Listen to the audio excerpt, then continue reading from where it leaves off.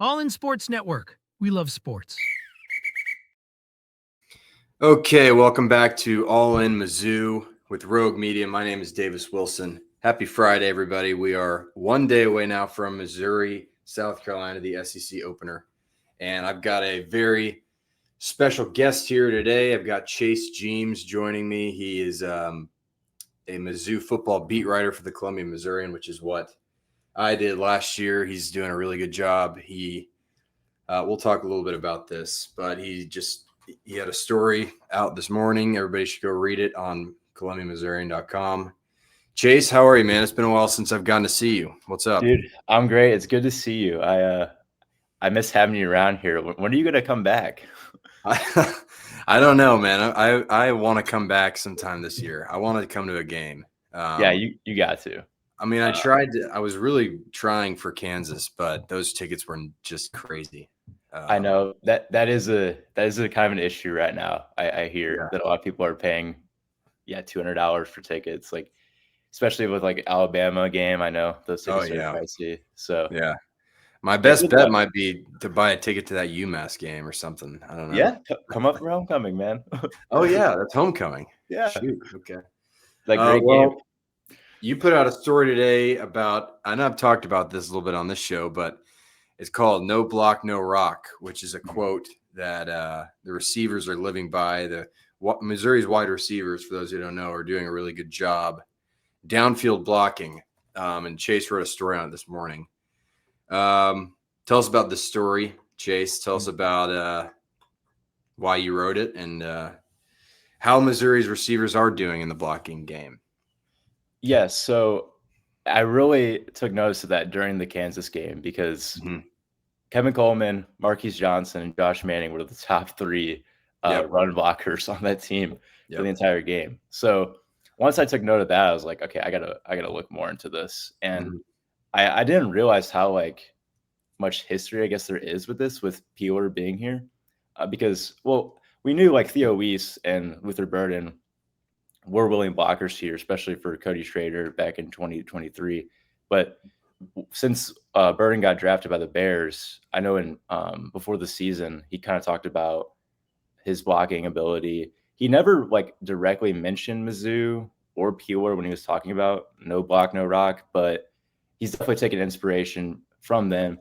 And then I asked Drinkwitz kind of about the run blocking, and he actually said that the receivers on Mizzou were motivated by what Burden was doing in preseason to be willing blockers. So I thought that was interesting. I mean, a guy like Josh Manning, he's kind of done that since he got here. But I think for Kevin Coleman, him being a willing blocker, I think it maybe took inspiration from that. I know he gets all these comparisons to Luther Burden just because of the jersey number and kind of their background in St. Louis. I kind of wish he I'm kind of tired of always comparing him to Luther Burden. I think he's his own player, and he's definitely shown so far he's going to be a really special receiver for this team. Him and Prabula already have so much chemistry, and we're seeing that. And then Marquise Johnson, I think, has really, really stepped up to the plate. They kind of needed him to become that number 2 option. I think he's done that well. And just down the depth chart, Donovan Lubide as a freshman, so talented, already ready to play. He only got 1 target against Louisiana, which cost me my I saw that. Did take it to the grave. I say he's gonna get his first touchdown, and then he gets 1 target, and I got to eat a habanero and a jalapeno at one time. So that was wonderful.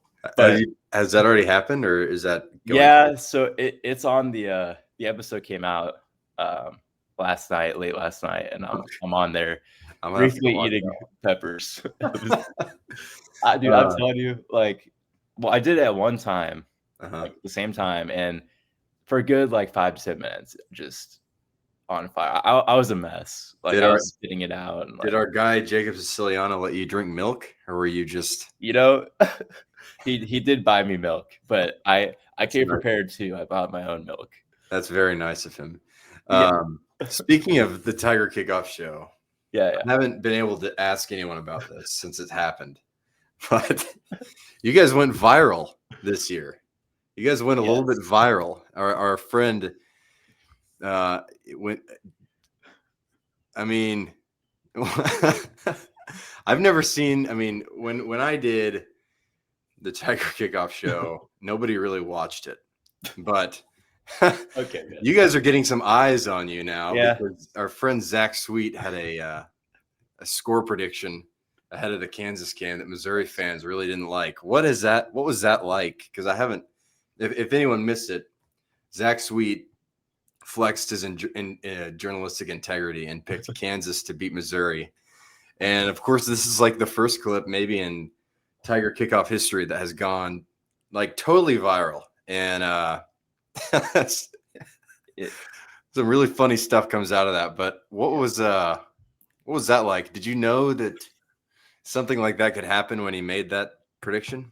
I mean, like, I didn't think we were at a point to where it was going to go that viral. Like, if you could get him on the show, like, I think it'd be. I'm gonna get him. Yeah, I'm gonna get him. Like, definitely talk to him about it. Like he. And I mean, you look at that Kansas game, like they were only a couple plays away from like they definitely could have won that game. Like it wasn't that crazy of a take, but I mean, I know when you pick against the arch nemesis, like you're gonna get, people are gonna hate on you. And like we're approaching week 4, and his comments are still flooded with that on Twitter. Yeah, I like to look at his comments because they're so funny. But he seems like he was a good sport about it and took it pretty well. At least. He was like, and when with the press conference situation, like I think that was good fun. Like I don't think anybody was that was crazy. Like crazy. Yeah, like it was what it was. That he was fine with it. But like I know the other day, like he has a friend. I forgot what college it was, but it's in Florida, and one of his friends sent him a video. And they were actually talking about the situation in the class. Like, I don't know what class it was, but yeah, some class. And because Awful Announcing did like an article on it. And I know that kind of spread the word.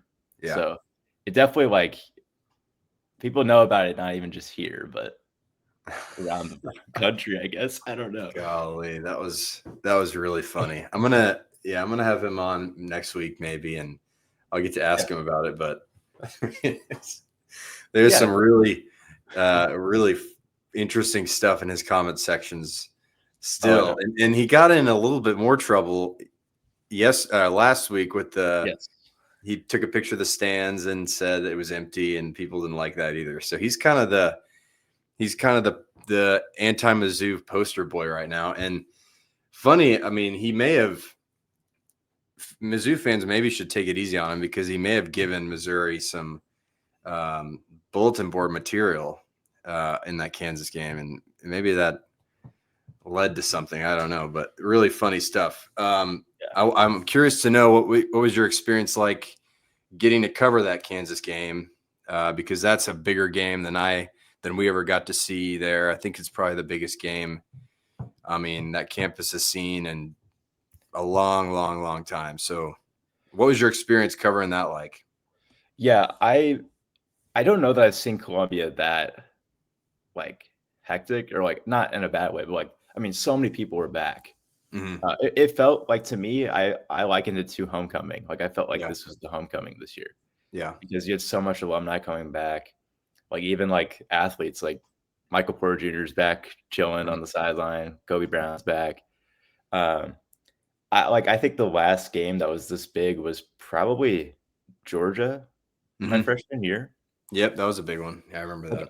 I remember that, like, because my freshman year, like I wasn't covering the team or anything, so I was just going as a fan, and like I didn't have an attachment to Mizzou really before I got to college, even though I'm from Missouri. Like I wasn't super into college sports.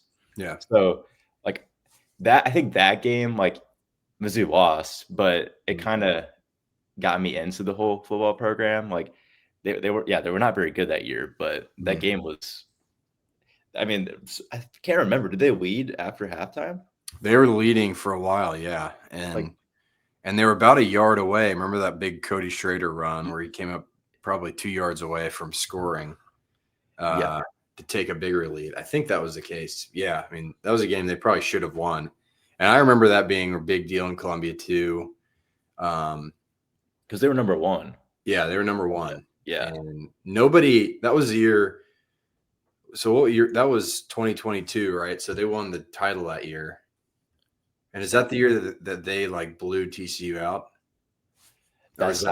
I think that sounds right. Yeah, I don't think anybody came close to beating Georgia except for Missouri that year. So that was a big game. Yeah. But what was I don't know, being up there in the press box for the Mr. Brightside stuff and actually watching the game. I mean, was it as cool as you expected it would be? Yes, I think. I mean, I'm not gonna speak too soon. We'll see what happens this year, but I would say the Cotton Bowl was my all-time favorite game to cover. But at Mizzou, I don't think anything is really going to compare to this one. Yeah. I mean, the Mr. Brightside, I think they played it 3 times. Mm-hmm. And obviously it makes sense, but I have never heard it quite that loud. It's gotten loud at points, but not that loud. So it was just really cool to cover a game with that much history. I mean, I know Quincy was on the show and he talked about his series. That was really good stuff. And it kind of, really cool. I knew about the history of it, but not that extensively. So it definitely gave me a bigger appreciation for what the game means. Yeah. And I mean, I know but kind of what Drake was telling them was all right, we know the stakes, but we're focused on the game now and everything. But I still think everybody understood going into that game what it meant and how big a deal it was. So, I mean, you obviously want to win every game, but I think that was even a bigger level than some weeks. So, it was a really special weekend. Just Columbia was bumping. I will say that. Yeah, I wanted to get there for it, but I couldn't. Yeah, I mean, I read some stuff leading up to that game, the history. And there was I can't remember who it was. There was a coach who said you could lose every game or you could win every game and lose to Kansas and fans would still be mad. So, I mean, it's bigger than anything you can imagine. I mean, you think Arkansas or Oklahoma is a big rival. It was just such a different level with Kansas. And it's cool that obviously I missed it by a year, but it's cool that our generation of Mizzou people got to see that. And I hope they keep playing it forever because it's too good. Yeah, I think I'm so glad it's back. It needs to exist. There's no reason why they shouldn't be playing. And I do feel grateful that I was able to cover it. And because I mean, let's say they went away this year to Lawrence, that would have been cool, obviously, but to be here, home field, and to see that, that would be one of my biggest memories, I think, from college. Oh, yeah. I mean, even when they come back and play at Missouri in 2 years, it'll be a different level of, I mean, it'll still be a huge deal, but having it be the first game back in the rivalry in 15 years or whatever, it's even a different level of excitement. And was there any sort of, did you feel any sort of pressure covering it? I got to write a really good story today. Did you feel any of that? Yeah, honestly, I did. I was kind of grateful that Quentin took on the gamer because I felt with big games when you're recovering, I definitely I think I have the gamer for Alabama, I think. And okay, yeah. Those big games, you want to have the right story to tell that game. So, and I'm also going on a New York trip for a class that week before. Okay. So I'm going to come back late Friday night and then go to that game at 11 a.m. and cover it. But I'll be ready. But yeah, it's I think what did I have? I had the sidebar for that game. Okay. But yeah. I was pretty happy with it, and it also helps when you don't have, it's on a 6 p.m. game and you got deadline crunch. They kind of gave me some time to flesh it out a little bit, but I feel it's really hard to capture that level of a game on the spot. I think the stories leading up to that game, and with Quentin, obviously, I think that you're able to tell the story better than the actual game. Yeah. But you could always do like a reflection story too, but we got so much going on that nobody got to that. Yeah. I mean, I bet that was a really fun gamer to get to write. I remember there were some crazy games last year Missouri played in. There were a couple of gamers that I had a lot of fun because it was like, I think I had like the Vanderbilt one where it was that double overtime game. Yeah. Oh man. I think I had the Auburn one too. So it's so fun to write a game or even any piece for a big game like that. It's just, it's a bunch of fun, and I hope you guys had fun because that's awesome. But all right, enough about Kansas. Let's take a look at. I want to know your thoughts on this team overall. You've seen now 3 weeks, and obviously Missouri's 3-0, coming off what I think was a really impressive win over Louisiana. And Missouri was always supposed to beat Louisiana, obviously, but I think the way in which they did it was really impressive. They dominated the game. Are you more? I mean, what? I guess. What are your just thoughts so far on this season? Has it exceeded your expectations just about how good the team could be? Has the ceiling changed for you? I mean, how do you feel after 3 games? I know it's early, but yeah, like I think it was tough going into this year to get I wasn't sure how to feel about the team because there's just so many new pieces with the transfer portal, and you got a lot of guys leaving, and you're expecting a lot of these young guys to step up in their place. Yeah. Like I know I went to SEC Media Days. I know nobody should be taking much consideration into that poll, but they were ranked 12th in the conference. Like that seemed a little low to me at the time, but then I was also like, I don't know how much further I'd put them up. But I think so far, like, Central Arkansas and Louisiana, those are games you should win. But I think the way they have done it, like they've shown, like they have so many guys, like especially with Ahmad Hardy, like I knew coming in, like he was going to be a special talent, I think. But I mean, 250 yards against Louisiana, like I don't care if it's Louisiana, like that's so really impressive. Yeah, and he did it in like 35 minutes of game time. He didn't play this, he played 2.5 quarters pretty much. So like, so you compare, like, I know people are already talking about like him being, could be even better than Schrader was or Tyler Beatty. I mean, I'm not going to say anything too early, but like he's on his way to do that, and he's only a sophomore. Yeah, which I think people forget. It's crazy. Like, and then like Bo has one more year after this. Like, if he stays, like I think about next year, what that could even look like. But yeah, for the present, like they've done everything they're supposed to do. I think Kansas, like, yeah, it was a great win, and I think Kansas is a solid team. Like I think that was I know people are calling South Carolina like the first test, and I would agree with that, but Kansas was almost kind of a little test in week 2, I thought. Oh yeah. And I think there were some issues we saw, like especially with the secondary this year. I think there are concerns there. And I think against South Carolina, like that's a team they've struggled offensively even with the healthy Sellers, but like they can make explosive plays, and Sellers, like he's the best of the dual threat quarterbacks probably we see, and we know how Mizzou sometimes handles those guys. So that's kind of a group I worry about. But like you look at the edge rushers, just the front 7 is excellent. Yeah. And the offense is clicking right now. I think I don't know what the ceiling is for this team. The schedule, a lot of people were giving it, saying it's easy. I don't think it's an easy schedule. I don't either. Yeah. Like but I could see them ending the season with like 2 losses. I could see them ending with 3. Like anything can happen. I think this game Saturday is going to be pretty telling. Even if South Carolina is not what everybody was expecting. I mean, dropping from 11 to out of the top 25 is crazy. Yeah, that is crazy. It's not as big of a. I still think it's, in a way, it's still as big of a game, but obviously, if you beat the number 11 team, you're moving way up, and that's not going to happen anymore. But it's still a game like they can kind of prove it on the SEC level. But yeah, so far, like most things look really good. Yeah.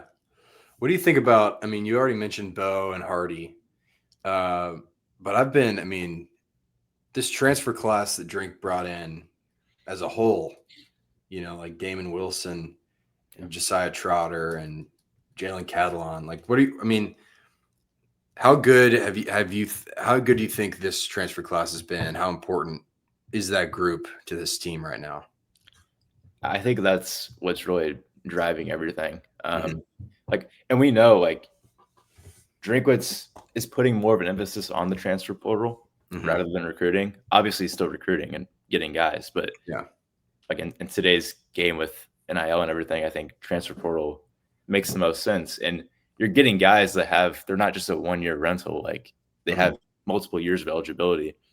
And yeah, you see on defense, like Damon Wilson's leading the charge there. Josiah Trotter's, I mean, so many big plays already. Yeah. And on offense, you like all of Bo, Hardy, Coleman, like those are all transfers, and those are the best of each position group. Even like Keegan Trost has been, he's pretty good, because the offensive line has been, I think that's like been a huge question mark throughout the entire year and like before the season started. But like he had a fantastic game against Louisiana. I think close to a 90 grade. Yeah. And like, I mean, Caden Green's been here, but that was another transfer guy they got that's here for another year. I mean, fantastic. Even with his position change, I think he's still really dominant. The only hole I see is right guard. I think we're seeing some issues there with. I don't think Peagler has quite been up to par with a lot of the other line, but I think that line is improving, and I think this game is another test for them specifically, just with Dylan Stewart being on the opposite side. Like that's a lot to contain. Yeah. And you really got to protect Bo. But I know Bo, like when he's under pressure, he's a guy that can make plays better than a lot of other quarterbacks. So I'm expecting like they're not going to put up 50 points again, but I think they can still put up a pretty high number in this game. Yeah. Okay, help me with this because I don't know. But how do you pronounce our left guard's name?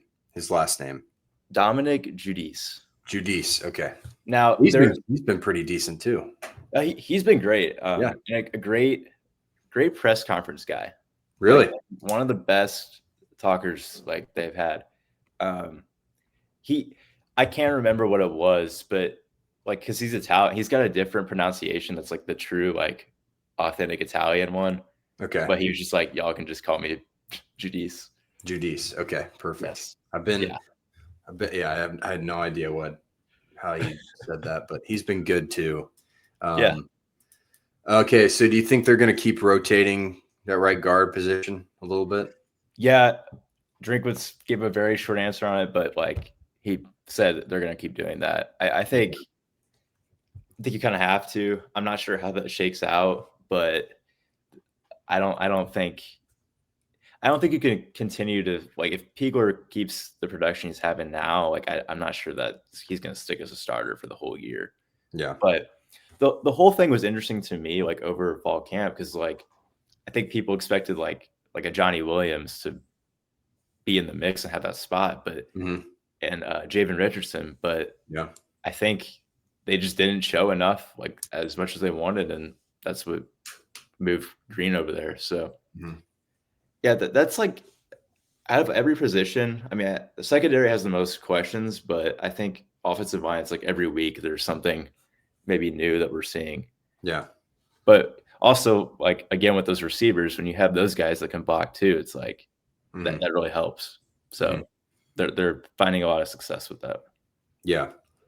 All right. Last couple things, and then I know you've got stuff going on today, but for you, what's been the biggest surprise about this team for you so far this year? That's a good question.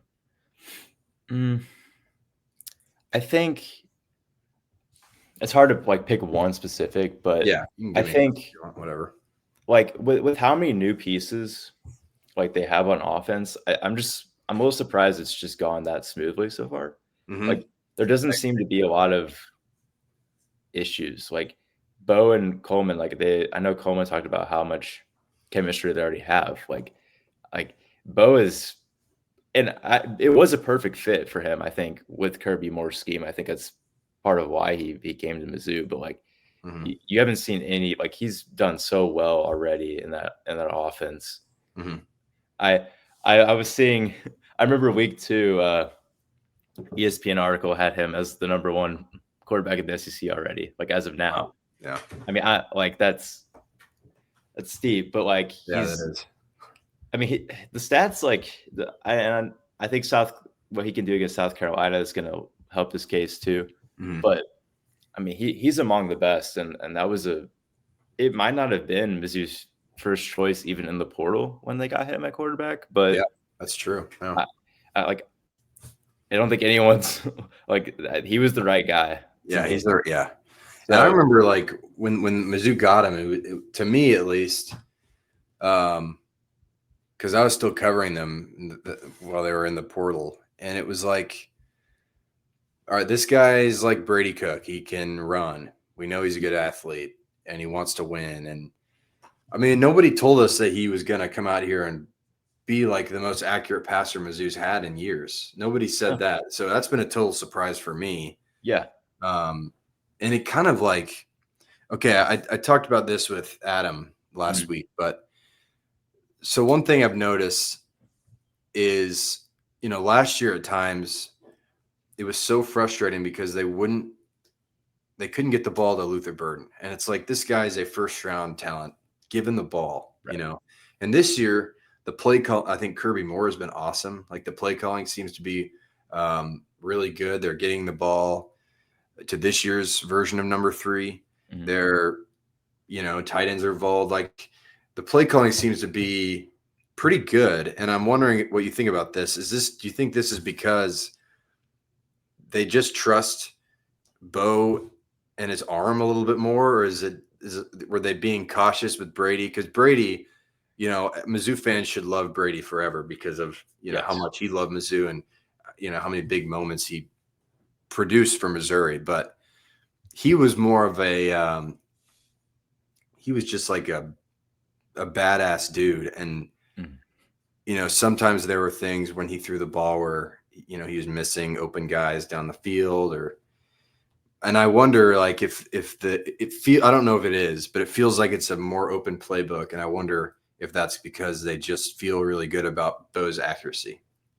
I think that's definitely part of it. Like, he's already shown like really impressive passes that I don't think, again, like Brady like was really special to this program. Like very, yeah. I mean, what that Auburn game, like, yeah, just legendary. But legendary, yeah. I think Bo is on another level of talent compared to Brady. Yeah. And like he is dual threat in every way. Like he can, I mean, he's a physical, like on the ground, he's physical, and like he's tough to bring down, and in the air, like we've seen, like, I think he's a more trustworthy passer than Brady was. I think the Luther Burden stuff was always frustrating too. I think with this year, like, I think Coleman's just as talented of a number 1 option, like, or close to him. But also, like, I think there might be more depth. I think you're right. Yeah. Like, I think that's why the play call, like, I think the play calling has been pretty diverse because you have all these receivers you can utilize. Like, I don't think you have the 1-2 punch of Burden and Theo, but you got a lot of options, and Norfleet being healthy is so important. Yeah. That's one of my biggest things that I'd like to see so far is just how involved he's gotten. He can stay healthy. Like, I think he's gonna be among the best tight ends in the conference for sure. Like, he's super talented, and I think Bo and him like already have established a pretty good connection. So I think it's a mix of Bo just being, I think, better at that, but also just the amount of options they have and what they can do, and especially even when you can mix in the run game they have. Like, Nate Noel and Carroll were good, but Ahmad is on a different level there. Yeah, it's different. Yeah. And then like Jamal Roberts, like, he's having a really good year. I wonder as we get deeper into the season, like what that split's going to end up looking like. I think you're going to probably see less of Roberts taking snaps, but Probably, yeah. I still think he'll be involved, and we know he can block too. So, yeah, the offense as a whole just, I think, is in a much better shape than it was a year ago. Much better, yeah. All right, looking ahead to South Carolina, what are the keys to the game here? If Missouri wants to beat South Carolina, what do they have to do? Because last year, a heartbreaking loss in the other Columbia, I was there, and it was like, the Burden touchdown, one hand, supposed to be this legendary moment, kind of almost punching your ticket to a playoff spot if they hold on to that win. And then a totally deflating loss. So I know Drinkwitz wants this one. What is the key for Missouri here if they want to win this game? Yeah, I think it comes down to defending Sellers. I know he hasn't been quite. Him to play.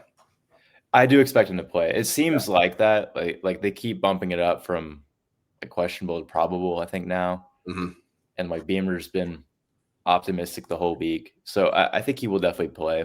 Yeah. And like he hasn't been as great as people were expecting this year. Like, well, before the season, I had him I think he's the best quarterback in the SEC, which might I don't know if it's a hot take, but I think he's incredibly talented. He killed Missouri last year. That was I think that was the best game of his career. A career high of I think it was 353 passing yards and 5 touchdowns. Like that's ridiculous. Yeah, he was amazing. Like now they've seen him. They kind of know what to expect, but it's still, and even if he's not 100% healthy, he's still a threat. And they have to.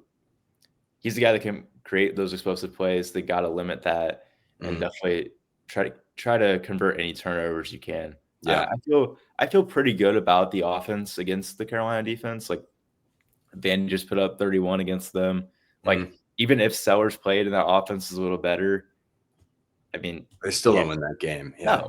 No, so I don't worry as much on the defense for South Carolina, but that offense, that will be by far, even if they're struggling, just some of the weapons they have, definitely the biggest test they've had so far. Yeah. So it really comes down to that, I think. Yeah. All right. Last thing before I let you go, putting you on the spot here. What's your prediction for Saturday? Okay. I think on the show I had 31-20. Okay. Which could be a little low. I think Zach and Quentin both had higher scores from Mizzou, but I'm not going to say people are looking too deeply into South Carolina's troubles because it's very clear this is not the same team that everybody was looking at to be in the even college football playoff run. Yeah, but you never know. It's week 4. They could flip a switch. This is a game that they probably want. You get away from the home field. You come here and just want this win. So I could see it going. I could see South Carolina win this game and having a much better offensive day. But I do think Mizzou's defense can exploit the issues that they've been having. And I don't see the home winning streak ending here. I think Mizzou will go undefeated into Alabama. That game's going to be. Oh boy. I don't know. Well, you know what? Maybe I'll get back on before that game and talk about that. But yeah, I'm gonna definitely have you back on. I'm gonna rotate you guys. I think. Yeah. I mean, the thing is about South Carolina, they're gonna. I really believe they're gonna break out at some point. Because last year they started slow and they ended up winning their last 6 games. I am very confident that this offense is going to get it figured out at some point. And I think Missouri just has to make sure it's not this week. So, I feel good. I like your prediction. We'll see how that goes. But Chase, that's all I have for you. I'll let you go. I know you got other stuff going on. I really appreciate you coming on, though. And like I said, I'll definitely have you back, and we'll talk some more Mizzou football. But thank you very much for joining me. Yeah, sounds good. I appreciate it. It was fun. All right. Well, I'll be back here Monday to talk about the South Carolina game. Join me then. But for now, happy Friday. Have a good weekend. Thank you to Rogue Media. Thanks to Chase. I'll see you guys soon. All in Sports Network. We love sports.